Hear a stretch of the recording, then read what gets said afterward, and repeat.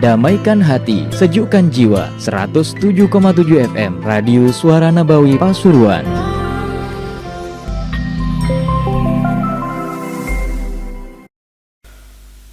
Pendek siang harinya, malamnya yang panjang. Bagi orang yang beriman, musim dingin ini kesempatan.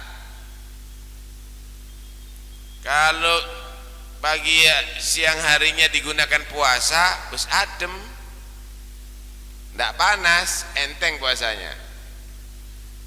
Malam harinya tidurnya ada di awal waktu, sehingga agak panjang malamnya bagi yang qiyamul lail. Kesempatan itu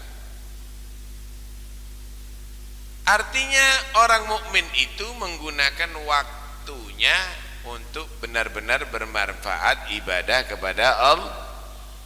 Bagi yang qiyamul lail, kesempatan itu artinya orang mukmin itu menggunakan waktunya untuk benar-benar bermanfaat ibadah kepada Allah. Kenapa? Karena orang mukmin itu hitungannya gimana dia menjadi orang yang tambah beruntung ada di hari kiamat, ada di akhirat. Sampai dikatakan la yashba'ul mu'minu min khairin yatlubuhu hatta yakuna muntahahu al-jannah. La yashba'ul mu'min, tidaklah menjadi kenyang dan puas orang yang beriman, min khairin yatlubuhu, dari kebaikan yang ia cari untuk mendapatkan pahala, untuk mendapatkan derajat, untuk mendapatkan ridha. Tidak mungkin orang mukmin itu seada-adanya, sing penting antuk, ndak. Semangat, enggak puas sampai puncaknya masuk surga. Masuk surga. Begitu orang beriman. Hitungannya di saat apa ya saya mendapatkan pahala yang paling gede? Waktu apa ya saya mendapatkan kesempatan untuk meningkatkan ibadah? Kapan ya saya akan gunakan waktu saya untuk mendekatkan diri kepada Allah? Paling pas itu kapan? Itu menjadi satu kesempatan bagi orang beriman. Sama dengan kita. Kalau kita kan urusan dagang, urusan duit. Kalau sudah dekat riaya, mikir semuanya. Kerjaan apa ya? Berarti harus menyediakan pakaian baru, kerja sarung baru, kerja baju baru, kopiah baru, sendal baru. Berarti harus jualan lontong, jualan ketupat. Wah, ini untuk zakat fitrah. Kesempatan untuk jualan beras. Ini mau haji kurban, pulaan kambing, pulaan sapi. Mikir gimana caranya untuk mendapatkan keuntungan yang paling gede. Kenapa? Karena kita ini lebih mementingkan duit. Tapi orang yang beriman enggak begitu. Pahala apa ya kalau Ramadan masuk ini ya? Pahala apa ya kalau Syawal masuk ini ya? Pahala apa ya? Amalan apa ya kalau Dzulqa'dah masuk ya? Amalan apa ya kalau Dzulhijjah masuk ya? Amalan apa? Terus begitu. Hitungannya amal Amal soleh itulah orang yang beriman. Karena itu orang beriman ini nggak bisa dia lepas daripada amal.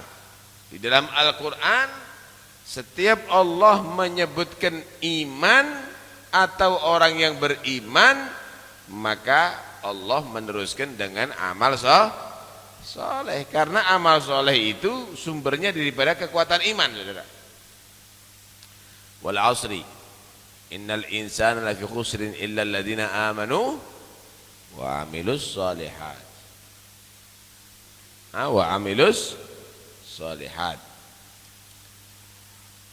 Wattini wa zaitun wa turu sinina wa hadzal baladil amin laqad khalaqnal insana fi ahsani taqwim thumma radadnahu asfala safilin illa alladhina amanu wa amilus solihat lahum ajrun ghairu mamnun. Tidak Allah menyebutkan iman kecuali menyebutkan amal soleh. Ada secara global amal soleh, ada yang diperinci. Ada yang diperinci. Qad aflahal mu'minun. Beruntung orang beriman. Gimana? Wes ngono tok. Apa terusannya? Alladzina hum fi salatihim khashi'un walladzina hum 'anil lagwi mu'ridun walladzina hum lizakati fa'ilun walladzina menerangkan amal. Tidak Allah menyebutkan iman kecuali setelahnya diteruskan dengan amal. Iman itu oyotnya, akarnya. Amal itu adalah cabang dan buahnya. Paham ya? Ada oyot nggak ada cabangnya. Deh, apa perlunya oyot doi? Nggak ada buahnya. Apa perlunya? Ngaku mukmin tapi nggak beramal. Apa ya sih? Apa hasilnya?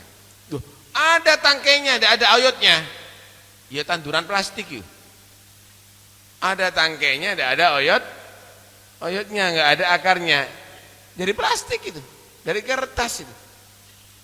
Ada sholatnya tapi nggak ada imannya, munafik.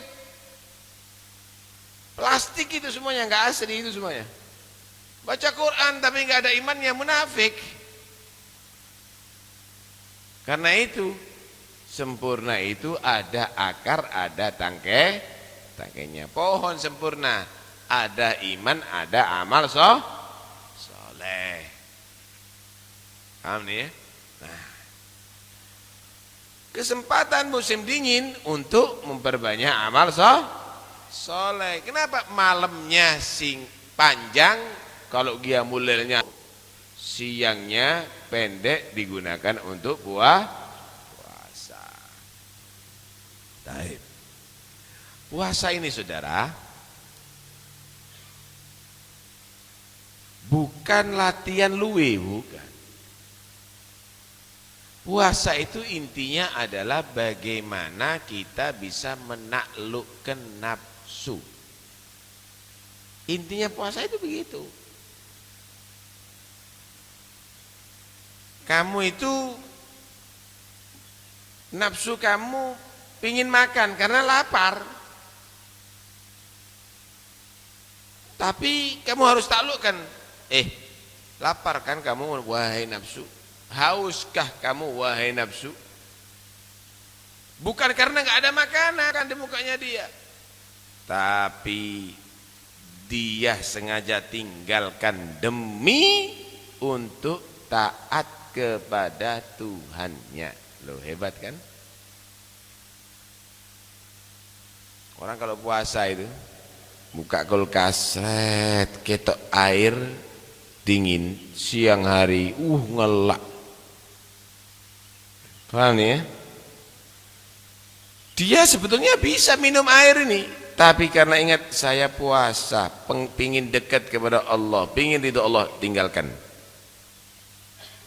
Lagi syahwat, istri ada di rumah, dia puasa, tinggalkan. Ninggalkan syahwatnya karena Allah, ninggalkan makannya karena Allah, ninggalkan minumnya karena Allah. Yada'u ta'amahu wa syarabahu wa syahwatahu min ajli kata Allah dalam hadits qudsi, ini orang yang puasa ninggalkan makannya dia siap lapar, bukan karena enggak ada makanan, ada, tapi karena aku, kata Allah. Ninggal minumnya bukan karena enggak ada air, ada, tapi sengaja ditinggalkan karena aku. Ninggalkan syahwatnya bukan karena istrinya pergi, ada, tapi meninggalkan itu karena aku. Fasaumuli, berarti puasa itu murni karena aku, wa ana azibihi, karena itu ganjarnya aku sendiri, enggak pakai malaikat ngitung lagi, aku sendiri Allah yang ganjar. Tuh lihat, begitu tingginya puasa. Sekalipun nuntut nafsu tentang untuk taat kepada Allah Subhanahu, itu puasa. Duduk kuat-kuatan luwe, bukan kuat-kuatan haus, itu puasa. Karena itu kapan orang kalau puasanya bagus, insya Allah dia bisa mengendalikan nafsu, enggak gampang terbawa, terkecoh, tertipu oleh nafsu. Karena nafsu ini musuh paling bahaya, lebih bahaya daripada setan. Ta'arrafin nafsa la ta'man ghawailaha fan nafsu akhbathu min 70 syaitana. Kenali nafsu kamu itu, awas, jangan ada yang merasa aman daripada tipu dayanya, karena nafsu itu lebih berbahaya daripada 70 setan. Saya mau tanya, kalau ada ular di hadapan kamu, cara untuk menyelamatkan diri gimana? Lari ke belakang, mundur. Kalau ada di belakang kamu ularnya, lari ke muka. Kalau di sebelah kanan kamu, yang jauh ke kiri, di kiri kamu, yang jauh ke kanan, selesai, selamat. Kalaupun mau bunuh, pentung aja, selesai. Tapi kalau ularnya ada di dalam tubuh kamu, di pakaian kamu, ularnya ada di dalam kaosnya kamu, itu paling bahaya, saudara. Kalaupun mau bunuh, ojo get juga pedang get nodak, ya kena awakmu pisan.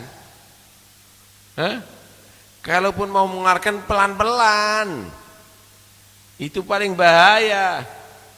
Setan musuh luar, orang kafir musuh luar, bisa kamu hadapi. Tapi kalau nafsu, musuh dalam tubuh kamu.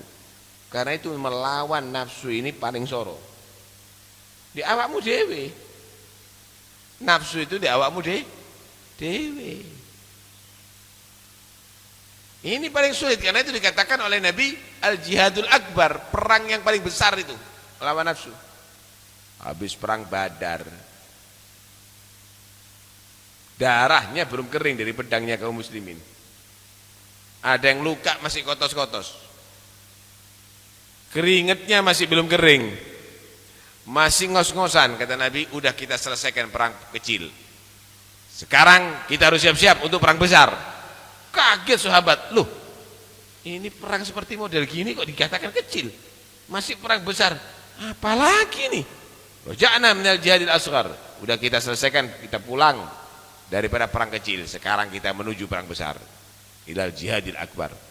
Apa ya Rasul, perang besar lagi? Gitu orang istirahat masih ini. Apa ya Rasul, perang besar lagi? Jihadun nafas, perang melawan nafsu. Enggak semua orang bisa itu, enggak semua orang menang itu. Puasa ini dia mulai ada termasuk perang nafsu, saudara. Perang nafsu. Tidur, bangun, dia mulai lawan.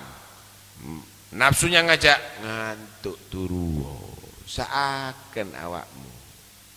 Delok, bantal guling selalu merindukan kamu. Tapi oh ndak, ini saatnya saya mendapatkan pahala besar. Ini saatnya saya memohon ampun kepada Allah. Ini saatnya aku berharap ridhonya Allah. Tinggalkan wudu, sholat, dia mulai. Wah, hebat. Nafsu. Sampai Nabi menyatakan yu'gadu ala nasiyati ahadikum asyaitanu thalatha uqad. Setan itu dikatakan oleh Nabi mempunyai 3 tali di kepala kamu. 3 tali di kepala kamu. Kalau malam hari. Kalau kambing atau sapi itu ada talinya, nurut terus ya, dituntun nurut. Tidak bisa jauh. Jauh sedikit ditarik, dia tadi itu akan kembali lagi. Setan juga begitu. Setiap malam ngasih 3 ikatan. Tapi ikatannya bukan daripada tali tampar, bukan. Ikatannya apa? Nasihat. Lailun tawil. Malamnya masih panjang loh ya. 6. Tidurlah kamu. Karena itu sampean nanti kalau tidur waktu malam, tangi jam 3, bangun jam 3, pasti ada yang bisi. Sik suwe. Masih lama itu sebenarnya. Tidur lagi. 10 menit aja tidur lagi. Tapi kalau dia bangun, ditinggalkan bangunnya, 1 ikatan lepas. Wis ngatek. Sudah bangun, si ono bisikan lagi. Si kesel awakmu. Masih panjang kok. Duduk aja di kursi sebentar. Tidur sama duduk aja. 5 menit cukup.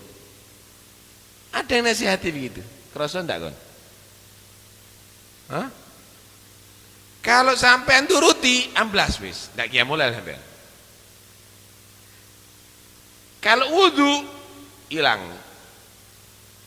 Bisikan yang kedua hilang. Lepas. Paham ya? Setelah wudu itu loh, masih ada nasihat. Masih lama ini. Ngombe kopi mbek rokokan. Sehingga kamu semakin kesempatannya mulai semakin sedikit. Cek ngleset tos dulu ae. Sak jam kas sebune. Hah? Kamu turuti, hilang mulainya kamu. Kalau sholat, Allahu Akbar, lepas daripada ikatan setan. Kalau sudah lepas dari ikatan setan, pagi hari bersih hati kamu, semangat ibadahnya kamu. Paham nih ya? Tapi kalau nuruti itu semuanya sampai kehilangan gemulel, pagi dalam keadaan sempit hatinya kamu, dan kamu dalam keadaan berat untuk ibadah kepada Allah Subhanahu wa ta'ala. Wes dikuasai sama nafsu. Dikuasai sama nafsu. Karena itu jangan dipercaya itu. Nasihatnya nafsu jangan dipercaya. Nasihatnya setan jangan dipercaya. Kau niku sik enom ndak pengalaman kon model gini. Coba. Delok tok ae ngliri sedilu. Kadang-kadang begitu, ngeliri sedilu. Tapi kalau sudah kena nuruti nafsu, nafsu itu akan ngajak kepada yang lebih gede. Enggak bisa enggak. Kali aja kamu nuruti nafsu, aja kok rokokan, pisan tok rokokan. Ada orang kadang-kadang mandek aku gak tine rokokan. Oleh 2 tahun, pisan tok ae, sak sedotan tok. Balik kon. Nafsu dituruti. Jangan dituruti sama sekali. Delok tok sedilu, delok tok. Sampai tuntas, sampai entek. Enggak mungkin. Enggak aku ngene tok semari. Ya no, nafsu itu pasti akan mengajak manusia untuk supaya manusia dari itu selalu melakukan dan akhirnya menjadi orang yang kecanduan, bukan hanya kecanduan, bahkan nuntut nanti nafsu itu. Sehingga dikatakan oleh Imam Busiri apa? Nafsu katifli intuh milhu syabba'ala hubbir radha'i wa intuftimhu yan fatimi. Nafsu itu seperti bayi yang nyusu, harus disapi, enggak nyusu terus, harus disapi. Lah nyape bayi ini soro sampai sakit kadang-kadang bayinya. Kadang-kadang untuk nyape bayi ini ibu-ibu cari jamu pahit supaya enggak doyan anak-anak dari itu nyusu. Usahanya keras itu, usaha keras. Anaknya nuntut, ngerengek terus, nangis terus, sakit kadang-kadang anaknya disapi, tapi harus dilakukan. Tapi lama kelamaan nanti akhirnya anak tadi itu enggak mau nyusu lagi. Nafsu yang kamu manjakan setiap saatnya nuntut terus, ayo ngerokok. Terus gudang garami, ono sing anyar loh. Ayo nonton TV, ayo. Nafsu selalu ngajak. Sapin, soro, nyapi. Duh, wah enak kabeh ya. Nggak enak kabeh, sapi. Tapi kalau sudah agak lama, kamu sendiri tidak mau. Enak anda ngerokok ternyata. Duit iso kumpul. Enak anda melakukan ini, enakan itu loh. Kamu yang akan merasakan nikmat. Begitulah orang yang beriman, saudara. Mereka lebih mengedepankan gimana untung akhiratnya. Kembali kepada nafsu. Jadi puasa itu untuk mengalahkan nafsu. Qiyamul lail juga untuk mengalahkan nafsu. Kalau puasa itu supaya dituntut makan, dituntut minum, dituntut sama istri. Kalau qiyamul lail dituntut untuk tidur, tentang semuanya. Enggak bisa. Ibadah harus lebih dikedepankan daripada itu semuanya. Wah, menang. Ada satu cerita. Ada orang kafir kok koyo wali ro kabeh atine menungso. Padahal gampang nebak gitu loh. Kafir tapi ahli nebak. Sampai pengaruhnya luar biasa. Mengkhawatirkan orang-orang Islam nanti akhirnya yang awam katut-katutan nanti. Bisa kafir juga. Datang seorang yang ingin dia tadi itu masuk Islam. Kenapa? Kalau dia masuk Islam pengikutnya banyak. Dia akan pengikutnya masuk Islam pula. Datang seorang yang soleh kepada dia. Bukan untuk apa? Bukan untuk nasihati, bukan. Untuk dibunuh, maaf. Untuk dibunuh. Yang bawa pisau ditaruh dalam bawa pedang, dikentok rumahnya. Siapa? Aku mau bertamu, mau tanya, mau itu, mau ini. Enggak, kamu bukan niat bertamu, mau bunuh saya. Kok ngerti ya? Enggak kok, saya datang ke sini ini mau ingin ketemu dengan anda. Lah itu kok bawa pedang, ayo. Padahal tidak ketok ini. Artinya di dalam rumah. Kamu kok bawa pedang? Oh, berarti benar kabarnya orang-orang ini. Ini orang bisa tahu, bisa nebak. Dibuang pedangnya, jauhkan. Sudah kok. Saya sudah jauhkan. Cuma pisaunya ada di dalam. Sudah saya jauhkan pedangnya. Enggak, masih ada pisau, ayo.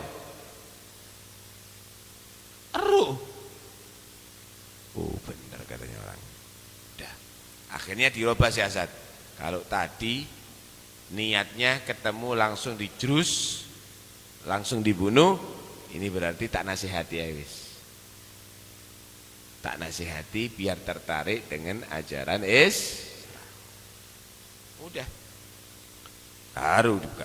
Kalau sekarang tidak apa-apa masuk. Ayo masuk.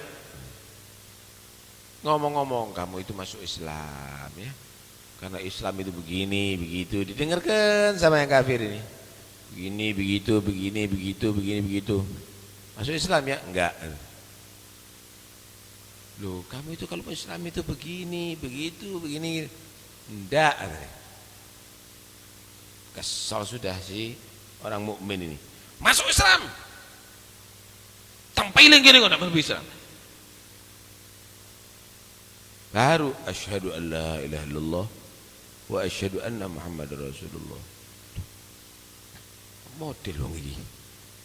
Diajak dengan cara bagus, nolak justru disentak iya. Nuruti. Sekian tar. Saya ini heran sama kamu. Saya ini tadi mesem bahasa halus, kamu tidak tertarik. Lah kamu tak sentak kok mau tertarik?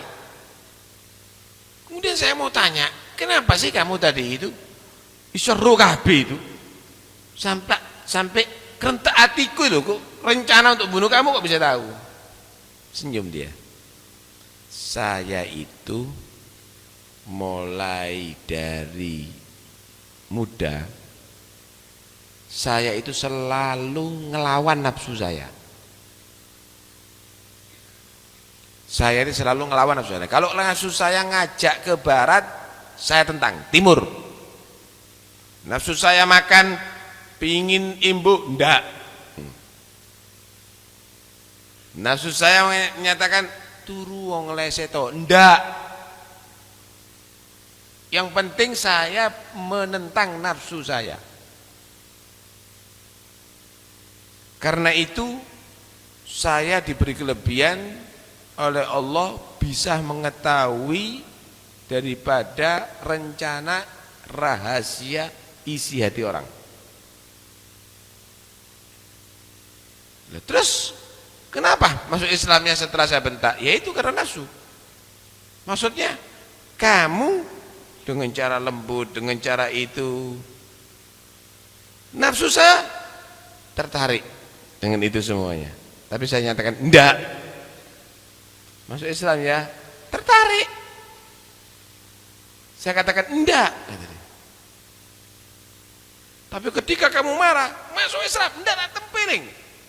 Hati saya, nafsu saya nolak, enggak. Karena itu saya bilang ya.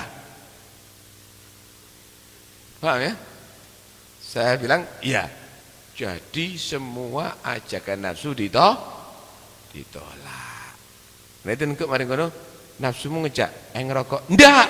Ngono. Cek ini kok dadi mukasif gitu loh. Hah? Tahu tiduro. Nafsu menyatakan turu kamu, ndak kamu lel. Gitu. Hah? Makan, waduh, imbo, enggak imbo. Gitu. Paham nih ya? Coba atur semuanya jangan sampai dikendalikan oleh nafsu. Oleh ngono aku gak tene mangan, Beb. Bukan, itu keliru tambahan. Makan itu bukan nafsu. Kawin itu bukan nafsu. Asal benar. Contoh, ada perempuan cantik nemen pol, tapi akhlak tidak ada. Sama perempuan biasa akhlaknya bagus. Nafsumu yang di cantik tentang enggak, sing akhlaknya sing bagus. Paham ya? Ada orang laki ganteng pol, tapi akhlaknya jelek. Ada laki nggak ganteng tapi akhlaki bagus. Kira-kira sing wedok milih sing ndi? Ganteng pol. Nafsu. Tapi tentang enggak, saya milih yang akhlaknya bagus. Loh, ibadah itu ngelawan nafsu itu justru. Ngelawan nafsu. Kerja juga begitu. Ada kerja itu ngikuti nafsu, ada yang ngelawan nafsu.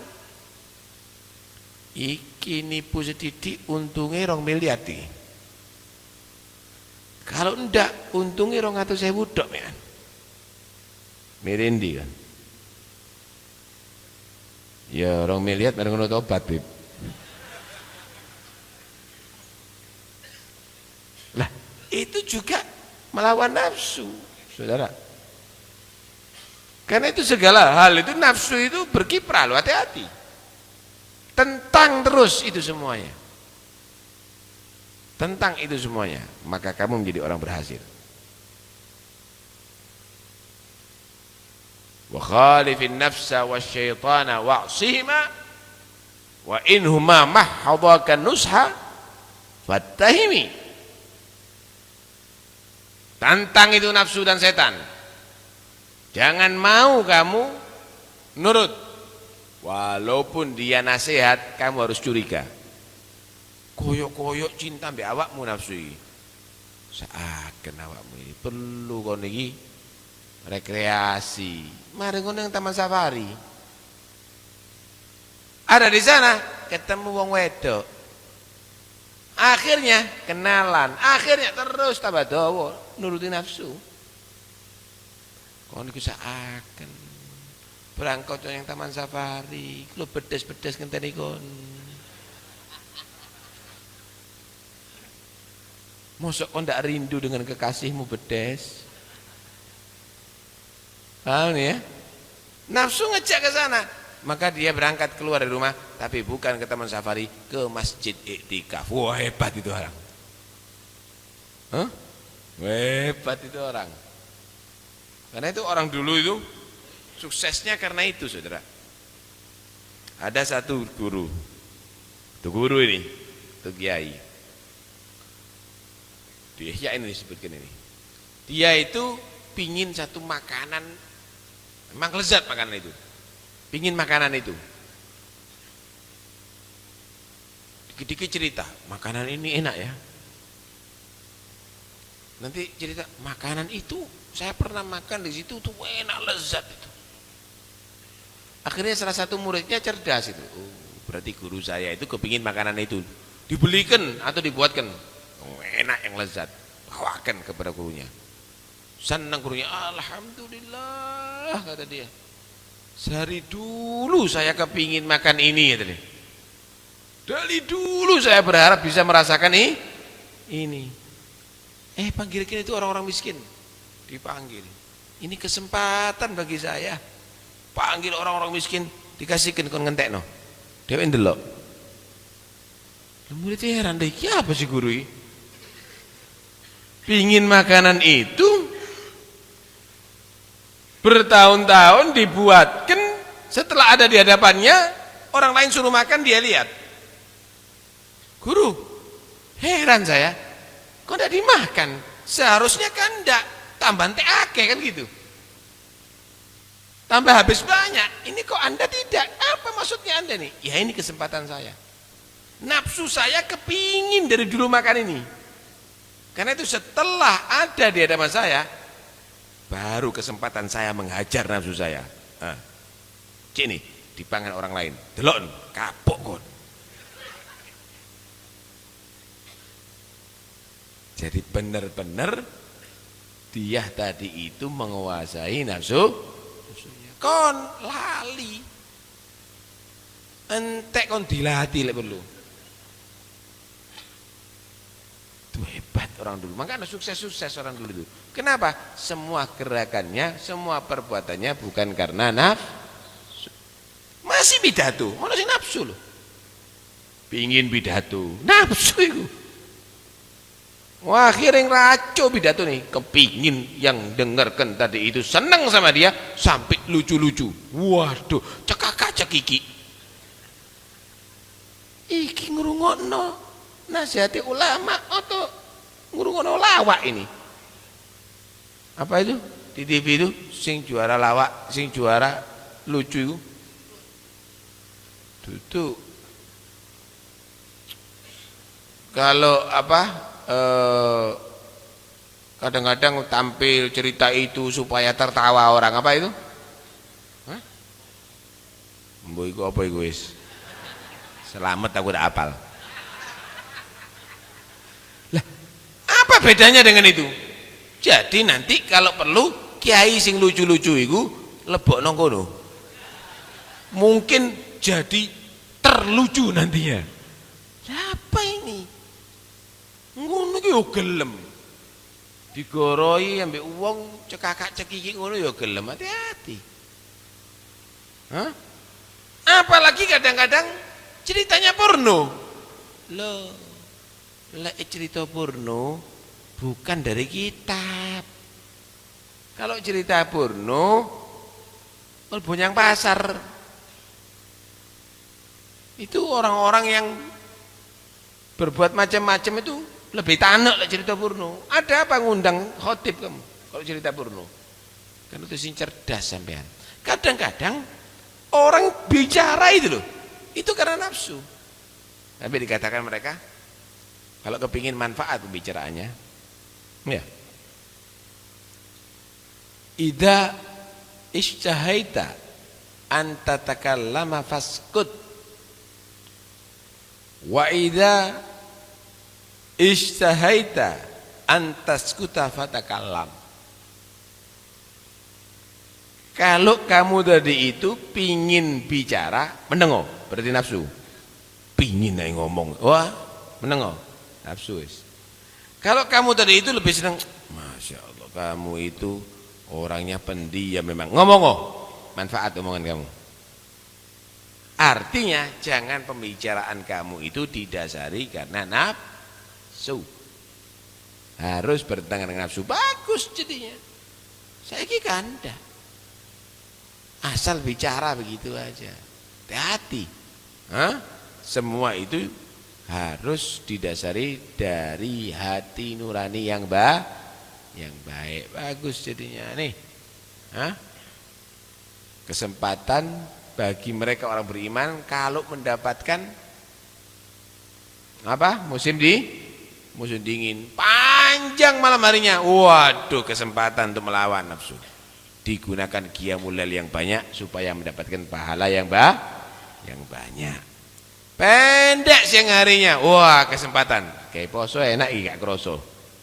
Sehingga dia banyak puasa. Untung akhirnya dia dari itu. Nah, kita diajari itu semuanya supaya kita menjadi orang yang menang, orang yang muflih, orang yang menang. Menang daripada setan, menang daripada nafsu, menang daripada dunia, menang daripada dunia. Karena dunia juga mempengaruhi kita. Tuh lihat, sholat Jumat sampai telat kabeh. Kenapa? Urusan dunia. Ono mana yang sing lebih sibuk? Tukang becak dan dia apa nih? Sibuk sampai ndak sholat Jumat, mancal dok. Lho ya apa? Antuk 15.000 sedina mlebu neraka. Tuh lihat bagaimana ruginya. Supir, waduh sibuk kata dia. Kerja, saya ini mencari nafkah, jihad, tapi tidak sholat. Tidak punya waktu untuk 4 rakaat zuhur, tidak punya waktu. Untuk sholat Jumat 2 rakaat tidak punya waktu. Ninggalkan sholat, wis dadi sopir mlebu neraka. Nah, karena itu ojo dituruti nafsumu. Ojo dituruti dunyamu, ojo dituruti setanmu. Tentang itu semuanya, ikuti ajaran Allah. Beres-beres, dunia beres, akhirat beres. Dunia bahagia, akhirat bahagia. Dunia selamat, akhirat selamat. Mudah-mudahan insya Allah kita semuanya menjadi orang yang terbebaskan daripada pengaruh nafsu. Mudah-mudahan insya Allah kita menjadi orang yang bahagia dunia sampai akhirat. Amin. Allahumma amin.